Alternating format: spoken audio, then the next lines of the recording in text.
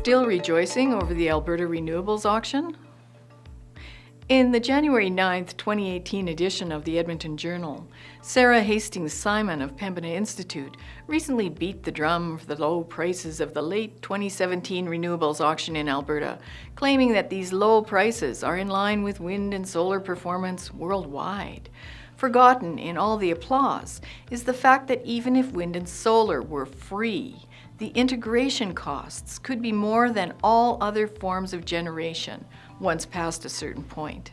A recent report by Dwayne Reed Carlson of EDC Associates indicates that this low-cost auction may be unprofitable for at least one winner, and future auctions will likely be much higher.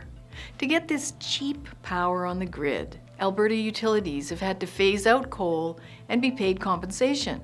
Compensation will cost Albertans a total of $97 million annually over 14 years, beginning in 2017, for a total cost of almost $1.36 billion.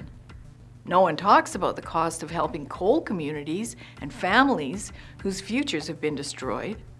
On top of the cost of coal phase-out compensation, there are the ongoing costs associated with the dumping of coal power purchase agreements, PPAs, back into the balancing pool.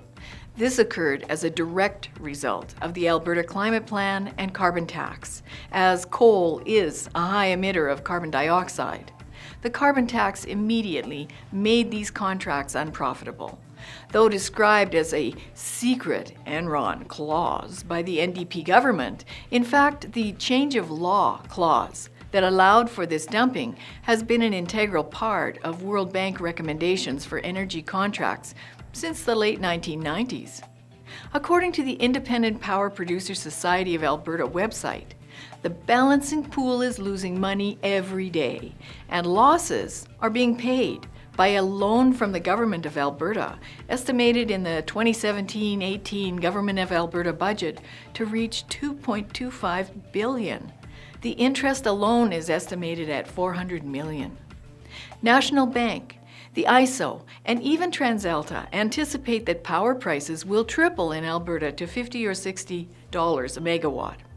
Power producers have been granted special permission from Ottawa to convert coal plants to natural gas. This will require additional natural gas supply pipeline infrastructure, cost unknown. Wind, solar integrations to the grid, it's about $1 million a megawatt. And the coal to gas plant conversions will be cheap, about $50 million each, we understand, compared to building a new natural gas plant like Shepard in Calgary, which cost $1.4 billion. However, these conversions are not as efficient at reducing carbon dioxide, which is what the whole effort is supposed to be about, isn't it? Or was it about establishing a foothold in the market for carbon trading, like the cap-and-trade systems of Quebec, Ontario, and California? After all, you don't really need wind and solar for power. You're really just building a natural gas plant, as environmentalist Robert Kennedy said. The wind and solar farms just generate tradable, renewable energy certificates and peaking plant profits at your expense.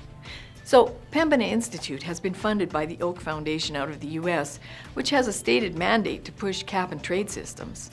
Did anyone ask Albertans if they wanted to pay billions of dollars for decades-long contracts for a less efficient, more expensive, tax-subsidized power system that won't reduce carbon dioxide emissions by much?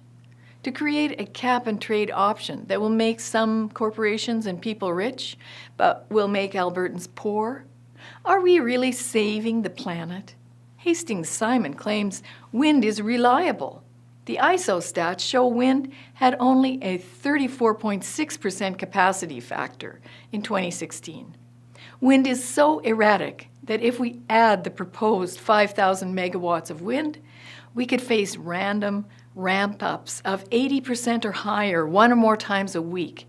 That's like turning 6.5 Shepard natural gas plants, which are 800 megawatt capacity, from off to full and off again.